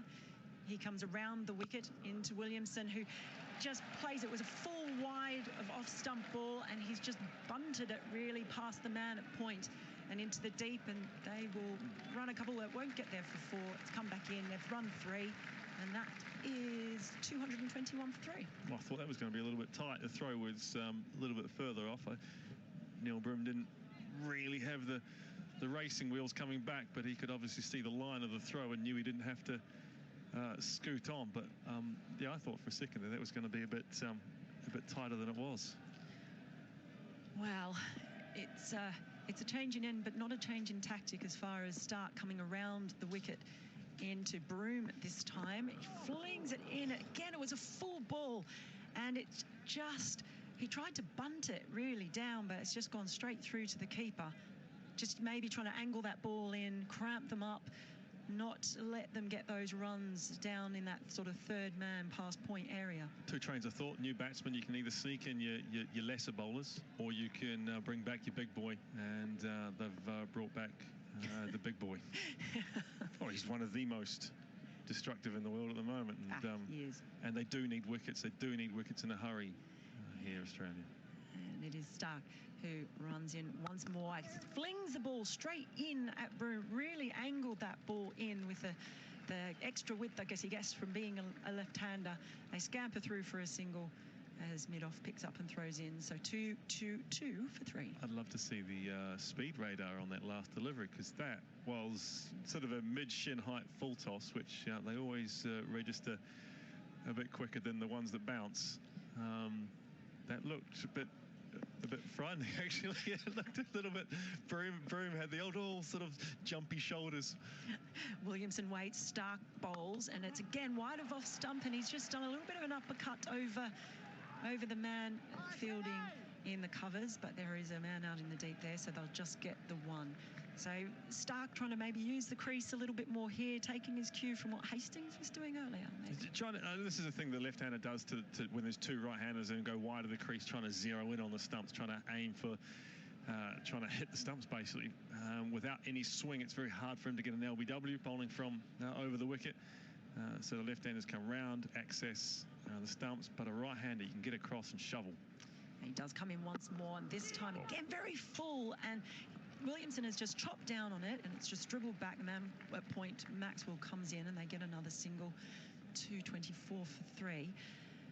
And Stark, I mean, interestingly, you're talking about the speed. I think early on he had one of his first delivery, I think it was up around 148 kilometres or 9, around there. Right. But there weren't a lot that were up that high early on. I noticed 2 balls previous, it was 140 exactly, so that was it 80? That's hard for me. I just saw it. I mean, one country I get used to it. I go to another country, I get used to it. And here is Stark coming into Williamson. Another full delivery, this time a bit closer to middle stump. He's worked it to the offside. There's a throw at the stumps, but he was home comfortably anyway. Warner missing the stumps there with his throw. So that is the end of Stark's over. New Zealand 225 for 3. Williamson 81 off 87. Broome has made 2 runs off the 6 balls that he has faced. And Williamson just managing to get closer up to that runner ball at the moment. He is the batsman who's going to have to steer this innings. The wickets that have fallen so far, as I'm joined again by Mike Selvey. Hello, Mel. Hello, Selv. I think 145 is 90. Is it? I think so. Okay. I do get used to it. I go from one country to another, and then it's like saying the scores. You know, if we're saying 225 for 3, and when I'm in Australia, I have to say 3 for 225. I talk in miles an hour and feet and inches, poles and perches, roods, gallons, they bowl quick. Pecks, bushels. They're all my thing. I talk your feet and inches to my kids, and they look at me blankly. What are they? Feet? They're things at the end of your legs, aren't they? Well, we had a change of ends for Mitchell Stark, and we have a change of ends now for John Hastings. He is coming in now from the pavilion end, just below us here. Williamson is the man to face as he runs in, bowls over the wicket, and he has pulled him over mid-wicket, but there is a man in the deep down there, running back for the second. Gets there comfortably. Hastings has been the most successful so far of Australia's bowlers. They've just started to, Williamson has just started to look to get him in this slow, holding the ball back a little bit. He's started to realise that he can take it over mid-wicket. I think this mid-wicket that he's got out there, I reckon he might be a little bit too square, actually. I think I'd have him round a little bit. Well, they had a big discussion about the fielding placements before this over as Hastings comes in and bowls this time. Well, Williamson has played his go-to shot that we have seen a lot. The way they've structured the field, there's no man short at third man now. So it's a man in the deep, and he just gets a single. New Zealand 228 for 3. We've got 84, hasn't he? I reckon he's got 70 of those down to third man. Deliberately down to third man, just dinked it down there. 84 off 89, it's a beautifully constructed one-day innings, this, because if he sees it right the way through, he'll be well ahead of a runner ball, won't he? That's the way it is. You would imagine so, and they look ready to go now, New Zealand, as Hastings comes in. He comes down the wicket, but it looked like he was going to play straight there, Broome, but then he's gone to the Kane Williamson run down to third man. Changed his mind. Clever bowling, wasn't it? He saw him coming, just held it back a little bit. You probably have the advantage of me. This Broome is a new batsman to me. I've not seen him before. He's pretty new to me too. I mean, he's in his second coming in the New Zealand side. I haven't seen a lot of him because I didn't see, well, certainly the last series that they played in New Zealand. He's done very well for him since he's been back in the side. And it's Williamson, though, who waits for Hastings, who bowled it down the leg side, and Williamson just punished that, pulled it around far too quickly for the man in the deep to get there, and they have a little fist bump. New Zealand 233 for 3. That just sat up, didn't it? I sort of understand the length he's bowling here, because Edgbaston is... straight boundaries are quite short at Edgbaston, so you really... It's a bit like a bigger version of... We talked about Eden Park earlier with the short straight boundaries and big square ones. This is much wider square of the wicket than it is long, so you'd want to be back of a length. So Williamson poised, bat up as Hastings comes in and bowls short again down the leg side. Williamson happy to duck under that one. Broome, we were saying he did score 73 against Australia in Auckland. Did he? Yeah, only 8 when they met at Hamilton, but he's certainly done enough to impress the selectors in New Zealand to keep him in this side for this campaign. Well, they've still got a bit of firepower, haven't they, down the order to come as well? They do, and you feel it is going to be Williamson, though, who they would wish to guide them and see out this innings. It's he who faces Hastings as he comes in again down the leg side, and this time Williamson's gone. There is a man in the deep, but it's gone for 6. Down the leg side, he just picked that up and just almost carried it himself all the way out beyond the boundary. Well, that's quite interesting, that, because the field on the boundary did come a little bit straighter than he was there. He was in the right position, but he was off the fence. Now, that is a big boundary, much bigger than we're used to seeing in one-day cricket these days, you know, where they bring the boundaries in because you have more sixes, and so the advertisers who sponsor sixes get more exposure. You know, it's a straight commercial decision, isn't it? So boundaries here have been pushed out. As I say, ICC have said, no, we want bigger boundaries. We want to give the bowlers a little bit more of a chance. Pushed it back, so of course your boundary fielder comes in for the miss hit, and that one, if it had been on the fence, would have been a straightforward shoulder-high catch, probably. Well, it's New Zealand 239 for 3. Williamson is now 94 from 92, so he's just pushing up above. He's still got, what, 13 overs to bat. He's the fulcrum of the innings. You know, that was always going to be the case. He's the one. If you've got these power players around there, Williamson's got several gears, but essentially he can play to the situation. And what he's written is he's the fulcrum to this. The others, power hitters, they can play around it. Okay, Stark coming in from the city end to Neil Broome. He comes again round the wicket. It's a short ball, and Broome sort of had a half-hearted think about maybe hitting it over the keeper's head, but he leaves. It's 239 for 3. No run on that occasion. So the way you do, if you've got big square boundaries and you're shorter boundaries, clearly you don't want to be hit down the ground, right? So length is not the way to go. Really, we saw how Ronke hit length, for example.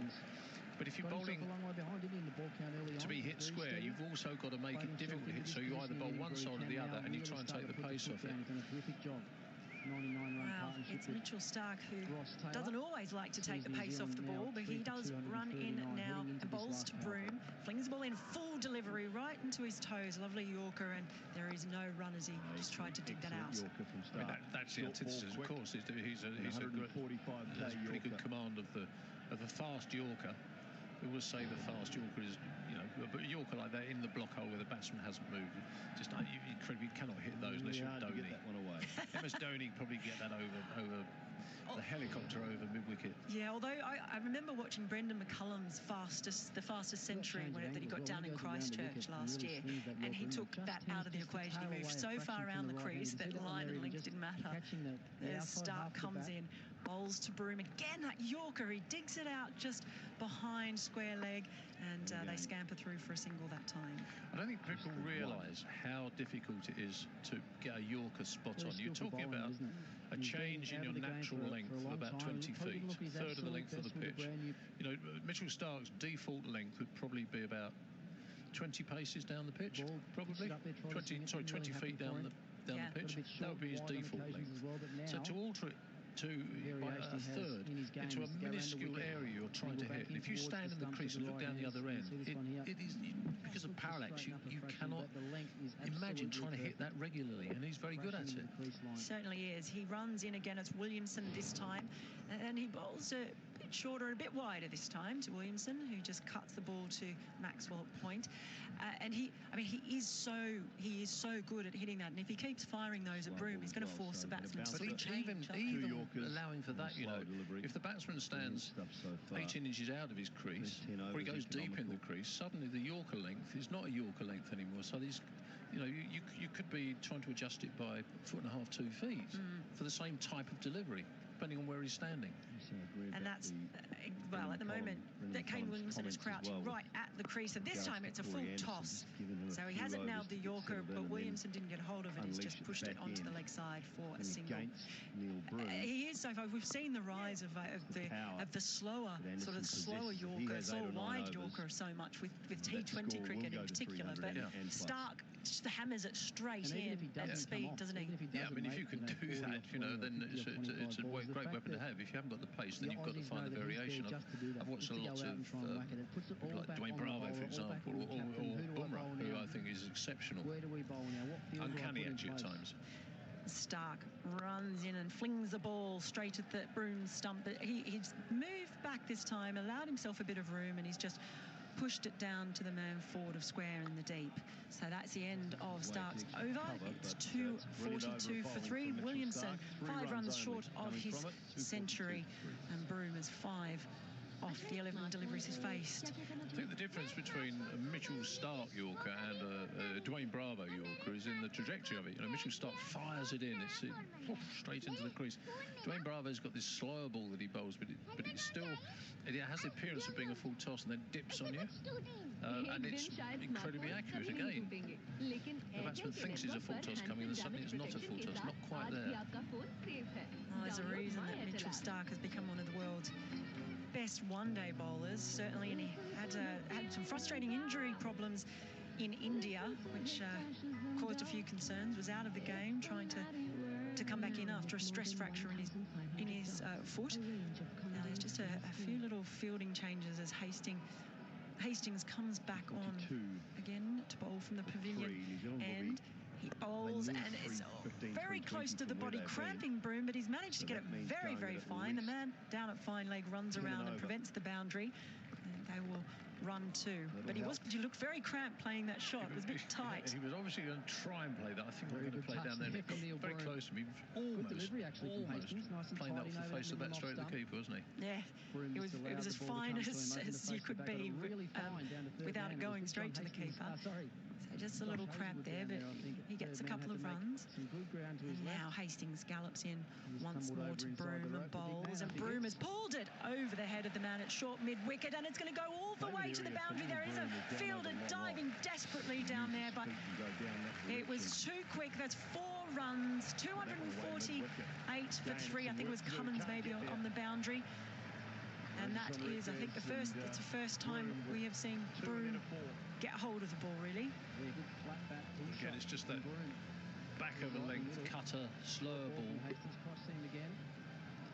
Just got hold of it. A few fielding changes. So the 2 men down behind at third man and fine leg. He's bringing those up, isn't he? And he's moved that man around to straighter deep mid wicket and put one just behind backward square leg on the boundary. Pulled fine leg up. Long off is out as well.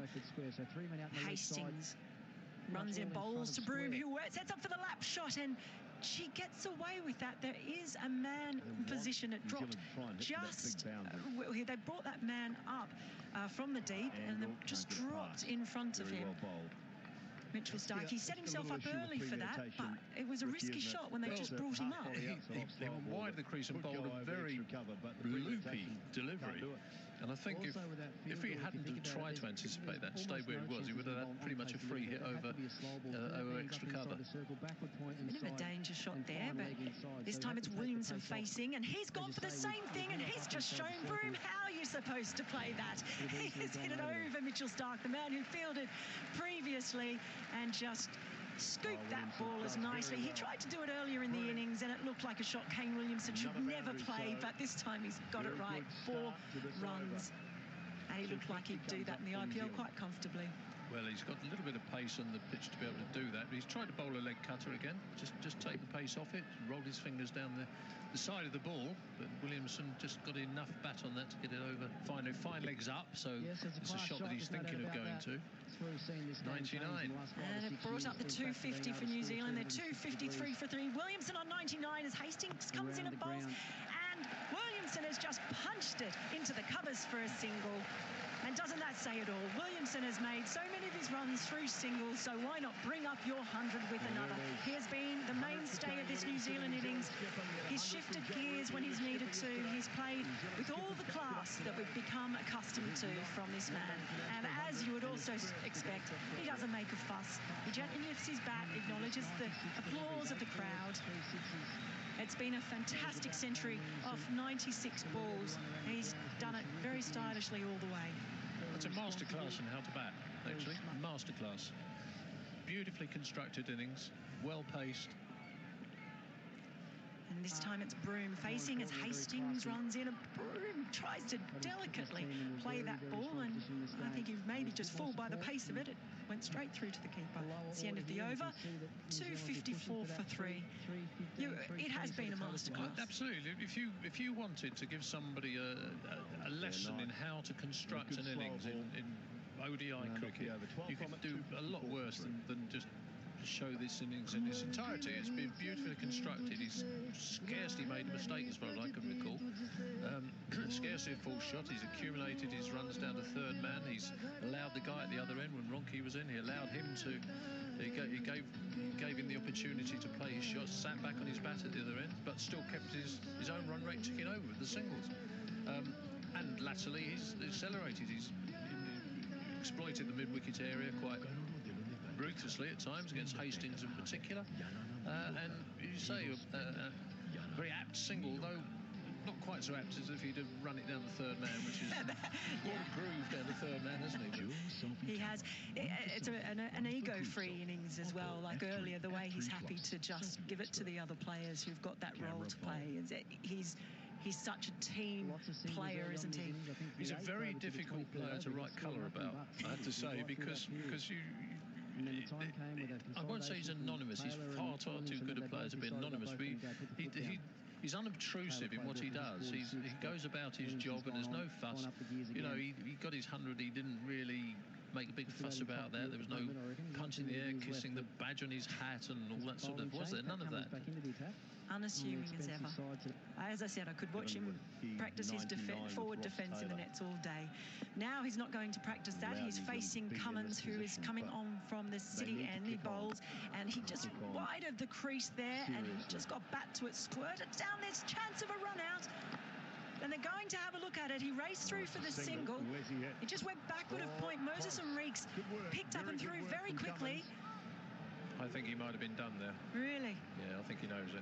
Oh, he looks a bit concerned. It would be a shame to see him be run out just after making his century there. We will have a look at it. It's looked very, very tight. Oh, he's a goner. Yeah, he's short by several inches. And 10 overs still of the innings to go. That's absolutely not what Reason wanted. No, it wasn't. Just after we've waxed lyrical. Well, yeah, hasn't made a mistake apart from that. There was nearly a run out earlier. Yeah, that was his mistake, I have to say. He hit it there, thought there was a run, there was a bit of hesitation. You could argue it's gone behind square, so the non-striker calls, but I'm not sure about that. He knew exactly where that was going. He saw it all the way to field. I thought it had gone past him. So it is New Zealand now 254 for 4 with Williamson run out on 100. And a new man at the crease walking in, Jimmy Neesham, the all-rounder. Also, I must say, the most entertaining cricketer on Twitter. We call him the 140 character Don because he's a very, very sharp man with his wit. He now has to be a very, very sharp man on the field. Do you ever see that footage of him on the New Zealand morning programme that time, where before they went to South Africa, and they got him on this morning programme to talk about the tour, and the guy who was interviewing had to front up and said, "Look, I'm really sorry about that. I thought you were Liam Neeson." So all these questions he got prepared were for Liam Neeson. And Jimmy Fairdues played along with it. Well, he's at the non-strikers end at the moment. It's Broome who faces a full delivery from Cummins and just flicks it deep onto the leg side for a single. That's so yeah, he said, look, I want you to say, Neil Broome on strike. Who you are. Williamson run out. I don't know where you come from, single, but I will find you. And I will kill you. Crease is James Neesham. Very good. Yeah, well, that's what he was doing, you see. Surprise. I mean, you know, Fairdues to him. He's brilliant. It's easy to sort of confuse a 6'4" Irishman with probably about a 6' New Zealander. With a big beard as well at that time. He's a very, very entertaining man. If you happen to be on Twitter, I highly recommend following Jimmy Neesham. He's not called the 140 character. Well, you can get that on. That's on YouTube. You can see that on YouTube. I'll be doing that in the innings break, I can assure you. He is the man who is on strike at the moment. Cummins coming back into the attack after being hit early on for quite a few. He bowls short. They're very short. In fact, Jimmy Neesham is just staring back at him as if to say, "You're kidding, mate," as it goes over his shoulder down the leg side. Yeah, it's a nice little welcome for him. There was a time where the bouncer, you see, was the go-to dot ball for fast bowlers when you had limited 2 balls and over straight over. Then you're only bowling 4 balls and over. I wonder whether part of the reason was Kane hit Williamson about was quite run out. a bit when he bowled earlier, but he comes in. Oh, and this time it's a short ball, and it's a great short ball. And Neesham tried to fend it away. It popped up in the air and just went on the leg side. There was no fielder in short there, but that's a great delivery there. That's what you want to do with a new batsman at the crease. Get them fending like that. Well, it's what you want to do with a new batsman at the crease and a short leg in place. Yes. Alas, you've got a single for it. We saw that reminds me of that sort of delivery. I mean, when Australia had Mitchell Johnson bowling at his best, they got so many wickets like that with a short leg in, man under the helmet. Put him on the gloves. It is Broome now as Cummins comes in bowls, and it's a full delivery. He's tried to whip it away on the onside, but it's gone straight to the man at mid-wicket. When Andy Roberts first played for Hampshire back in the early 70s, it would be, wouldn't it? 73, 74, something like that. And I think the Hampshire, I think it was a lad called Richard Lewis, was it? Need some boundaries from this guy now. His role at short leg was basically to pick people up again. That's what he did. He'd pull them back up right. Just the momentum. You always feel sorry for them. It's always the newbie as well as Cummins comes in and bowls, and it's time. Broome just leans back and punches it into the covers. What you take the momentum to scramble a little single to finish off the over. New Zealand 257 for 4 Broome, 14 Neesham 1. And I'm going to leave you with Mike Self, and it's going to be John Norman after these few words. We're 257 for 4 and still 10 overs of the innings to go, so they've got the wickets in hand to go hard now. If they manage to go at what seems to be the current rate of for the last 10 overs and innings with wickets in hand, they'll be up around 340, 350, which is we've seen England score 400 on this ground. It is a fast scoring ground. It is, and good afternoon to you. I think they'd certainly take 340. 46 overs in innings, remember, a bit of rain. 46, you're quite right. Earlier on. So, 315? That'll get them 320? Yeah, I mean, they're on course for a good total. So, yeah, 6 overs with 6 wickets in hand is... I'm not sure I would have wanted to see Neil Broome. Great respect to the guy. I spoke to him before the tournament on Cricket Week. But do you really want to see him coming in to bat when you've got some pretty powerful hitters behind him? We shall see. That's a powerful hit. Neil Broome on the slog sweep, but he's picked out the fielder at deep mid-wicket. And was that Glenn Maxwell who's taken a comfortable catch? Either way, Broome's innings short and sweet, and he departs 14 to his name. And there's a wicket at the start of the 41st over. Hazelwood has struck, and there's a recurring theme here, and it's one I want to talk to you about. When New Zealand come out to bowl, the express pace hasn't really worked for Australia, but the more canny bowler has certainly profited.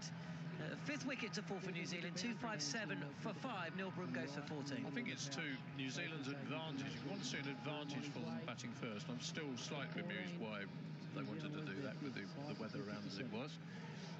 They know you the sort of bowling that will work on this pitch now. They won't have to go through the process of saying, well, should we see if it swings, should we do it? They know it's not swinging. They know that it's not pace that they need. They know that they're going to have to take pace off the ball. That catch went to straightish deep mid-wicket, which is where I think he should have been in the first place. He was too square, in my opinion. They were fetching it over there. Williamson was fetching it over there. And that one went straight down his throat. The longest boundary, the longest part of the ground. It's a pretty decent hit to get it over the fence into that corner of the ground. It came off the bat with a lovely sound.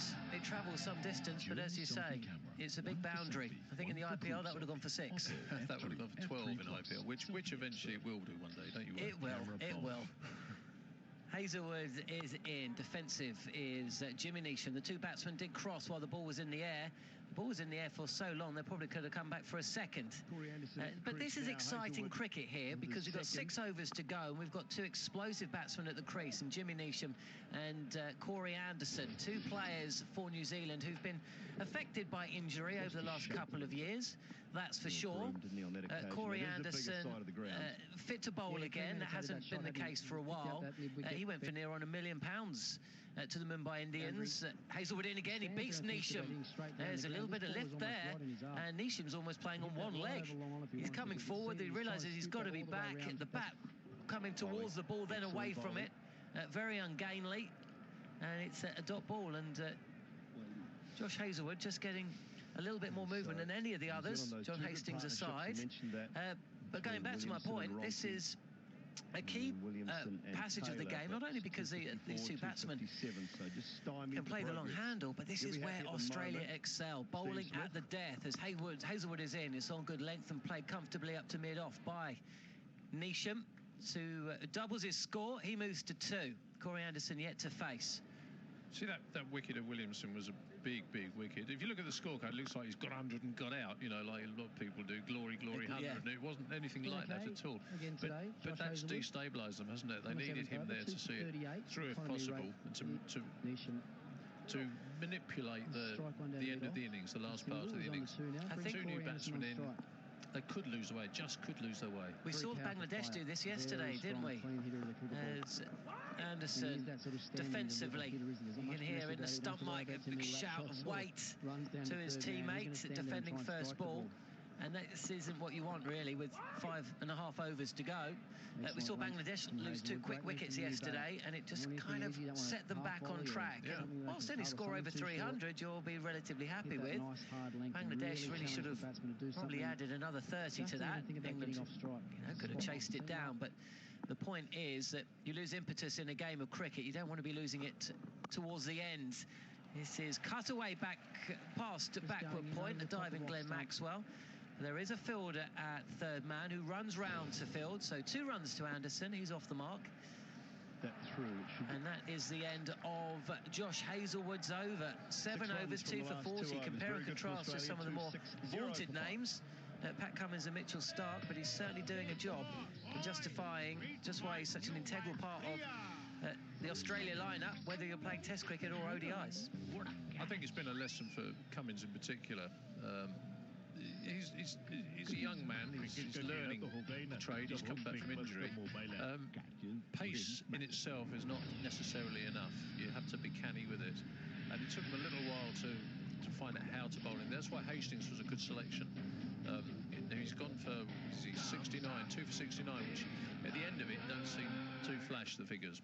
But actually he bowled very well at the start. And he was the one who showed them how to bowl. I wonder if he's shown at Cummins. This is down the leg side. There's a shout for LBW. It's fielded by Wade, but it came off the pad. So it's not a wide, and it's not LBW, and it's not a catch behind the wickets. It's a dot ball, the start of the 42nd over. I think New Zealand have lost wickets at very good overs out of the 2 inopportune times. I think Guptill went just as he looked like he was going to kick on. I think Williams went just as he started to escalate the run scoring. Even Ross Taylor, just as he started to get comfortable, notorious slow starter. But once he gets in, Taylor usually makes it count. So will New Zealand walk off the field feeling that they've left 30 or 40 runs on it? Australia will hope so, and so will Pat Cummins, who's past the umpire, full delivery, played comfortably by Jimmy Neesham. Fielder at fine leg coming in. Mitchell Stark, he fields, and it's just one run, but singles won't be enough for New Zealand. They need to get in excess of 300, and then they'll set about trying to get rid of the two danger men within the Australian batting lineup. I'm not sure, we broached this subject earlier on when we were on comms, Mike, but you know, Australia have come into this game and there's certain players haven't had a great deal of cricket. No. Some of them, I think, have played too much cricket. At this time of you know, year. Steve Smith and there was that fascinating test series beforehand as well as Cummins is it. Short delivery, which has Neesham on his back. And that was a straight, surprising, fast bouncer, which Neesham had to get out the way of. No chance whatsoever of getting bat on it. He just wanted to protect his teeth. It was a good bounce. I think if he got anything of it, it would be trying just to get a little ramp over the top of the keeper. We saw one from earlier on. Did we see that from 3 weeks ago? Ronke, 2 weeks ago, they were teammates. I think it was Ronke who really set the scene, didn't he, for New Zealand? His first half century in 2 years. Neesham does go on the pull. It's a top edge, and he's got just about enough of it. It flies over the fielder at fine leg for a 6.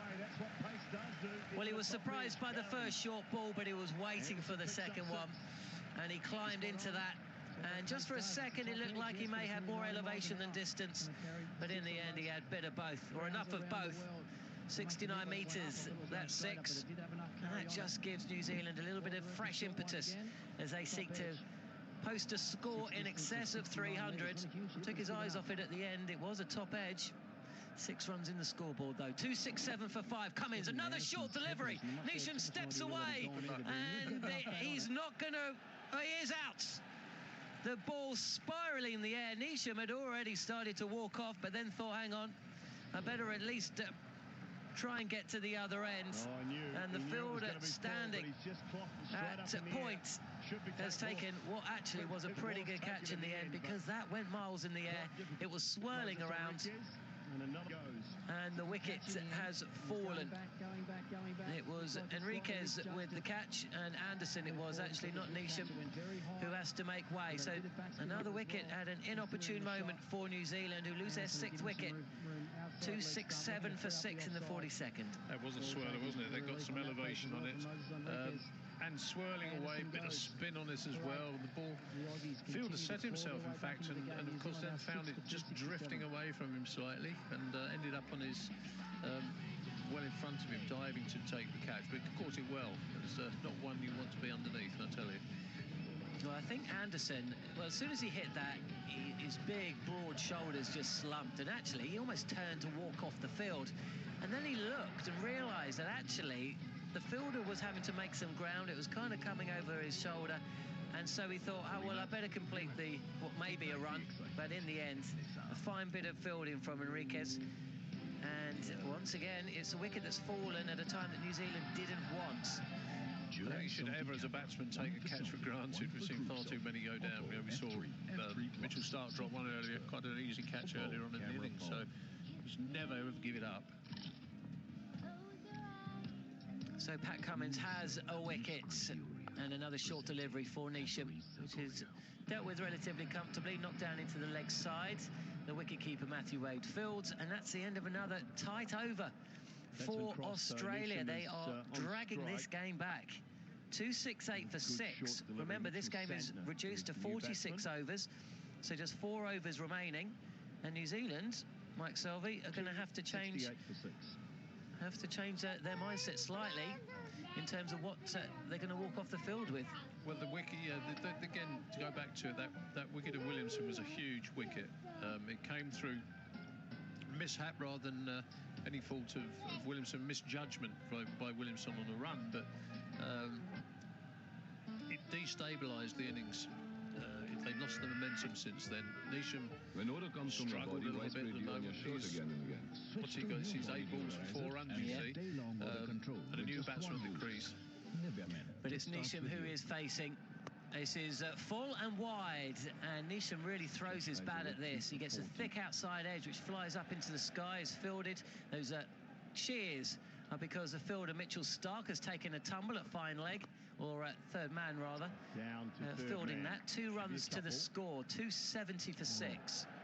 So I think sometimes we're getting very used to seeing, 24, 28 off and over, but I think that's going to be more difficult in this competition because of the size of the boundaries. You're not going to be able to think, we can get that, we can take one bowler for that many. There are a lot of very good bowlers too, of course, and the big boundaries would make an awful difference. I think it improves the game as well, doesn't it? Oh, yeah. Readdresses the balance slightly. Hazel full again, and Neesham has just picked out the fielder at long on. David Warner turns to the crowd and tells them to keep quiet, and the 7th wicket falls, and it's another blow for New Zealand, unfortunately. Hazelwood with the wicket, really dragged round to David Warner from Neesham. And the innings is falling apart somewhat. 270 now for 7 New Zealand. Suddenly you're thinking, hang on, you might not even bat out your overs. Well, that's the thing, isn't it? He's picked out the fielder there.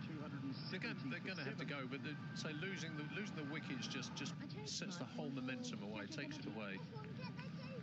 Milne, another batsman, capable player, a strong batsman.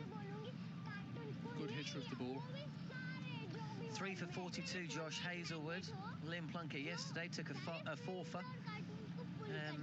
It's... there comes a point where if you plug away and you're a top flight bowler and people are trying to get after you, and you've got a big outfield, you've got a big boundary, you've got fielders out, then the bowlers are in the game a little bit more, aren't they? Absolutely. It brings them in. That would have probably been 6, wouldn't it, on some of the smaller grounds? The one that... Actually, Neil Brooms would have been a 6. Brooms would have been 6. So, 270 for 7, 42.2 overs. New Zealand really dominating this innings up until about the 35-over mark. But this is what Australia do. This is where their skills at death bowling, and it makes such a difference. Adam Milne's going to face the first delivery. Good looking cover drive for 4. Well, where's he been hiding? Beautiful shot all along the ground, and sometimes you don't need to manufacture shots when you can play classical ones like that. So he's off and running. First ball 4, New Zealand 274 for 7. Friendly little half volley, wasn't it, though? Oh, come on, he's a tail ender. It was a half volley. Half volley is a half volley. Well, that's true. I'd still take it. 274 for 7, New Zealand. You're listening to coverage of the Champions Trophy on TalkSport 2 and Cricket Radio. Josh Hazelwood, who's taken 3 wickets already, and he beats Adam Milne this time, who is forward and trying to push that into the covers, and is lucky not to get an edge through to the keeper. Milne and Santner at the crease. The young, fresh face of New Zealand cricket. Mike Selvey. To try and hit in that direction. Again, he's look over extra cover. Skillful bowler, isn't he? Santner or Milne? Santner. Santner. I'm not sure about Milne's in this game, actually. I'm not sure he should be playing this game. Well, I think after watching Cummins and Stark, I think they're probably feeling the same thing. This is on the body of Milne, who tucks this around the leg side. But Mitchell Stark runs in quickly from fine leg and restricts that to just a single. 275 for 7. Santner is a player they've persevered with for a long time. Identified real talent in there. I'm not sure his batting has really reached the standards they've been hoping for, but certainly in terms of economy, in terms of wicket taking, the slow left armer has become a more than useful addition in the New Zealand armoury and plays ahead of Jeetan Patel. Today, the off-spinner not asked to play on his home grounds. This is on a length and played comfortably by Santner, who comes through for a single. It's a leg by, so he doesn't get off the mark. End of the 43rd over, 3 overs remaining. And New Zealand 276 for 7. And if you offered them 300 now, they'd probably bite your arm off. I think they probably would, wouldn't they? Milne, they brought him in because he's got good pace. I think they'll miss Mitchell McClenaghan's variety on here, his ability to bowl cutters, slower balls, which is obviously, I think, the Hastings style. Yes, the way they're going to have to go, New Zealand. Having batted first, they at least they know now how they've got to bowl. Yeah, we will see just what a difference that makes. I mean, they've of course got Trent Bolt and Tim Southey to open up. They can call upon Anderson and Neesham to tie up an end, maybe. Santner as well. They've got plenty of variety when you then throw in the pace of Milne, and that's what you want. But they will. They'll feel they've had a golden opportunity here to bat Australia out the contest. Well, that deliveries like that is going to help New Zealand's cause, though. That was too far down the leg side, and Mitchell Santner's got enough bat on it to tickle it fine for a boundary. So he moves to 4 not out. The score 280 for 7. And they can relax just that fraction more. They've got a boundary for the over. Well, they need a couple more, that's for sure. Just means that pressure on the green and gold. Mitchell Stark, who is been playing like a man who hasn't had a lot of cricket in the last couple of months. Only last month or so. He overcompensates, does Stark, this time outside the off stump, and Santner throws his bat at it. No timing, though. Goes out to the fielder on the sweeper, who's sweeping up on the cover boundary. 1 run. 281 for 7. You know, on his day, there isn't a better fast bowler in ODI cricket, I would suggest. Mike Selvey than Mitchell Stark. Oh, it's brilliant, especially if he gets a little bit of reverse in the later stages. He has got a very strong arm. But that's you know, it's a huge weapon. That's in the ring. Actually, you know, using the 2 white balls, different ball from either end, is killed reverse swing in one-day cricket by and large. Has indeed. Stark is in, and this is a good-looking shot by Milne, but he'll just take a single. Fielder at long off was interested for a second because that was aerial, but it bounced well short, and it's just 1 run to the score. 282 for 7. Just about R in this tournament. Listening to coverage of the Champions Trophy on TalkSport 2. On Cricket Radio, Mitchell Stark, who has gone wicketless so far today, bowling his 9th over. Setting a target and saying, well, okay, we have lost 4 overs of the innings through rain. Done very well in the last couple of years. Affected about an hour and a half of play today. Stark in again. This is full toss. High on the bat of Mitchell Santner, and this is the problem, isn't it? They're tail enders, so they can't take advantage. Another single up to mid-off. 283 for 7. Milne and Santner at the crease after some quick wickets. Have really scuppered New Zealand's run chase. Corey Anderson, Jimmy Neesham, Kane Williamson and Neil Broome all going in quick succession after New Zealand had got off to the proverbial flyer. Luke Ronke with a fast-paced 50, and Kane Williamson following up Joe Root's lead yesterday. England's best batsman with a century. New Zealand's doing the same thing today, but to the point he was run out for 110 as Milne takes a single to deep points. 7 to his name, 284 for 7. Australia have fought their way back in the game, and that's the problem with the Aussies, isn't it? They never stop.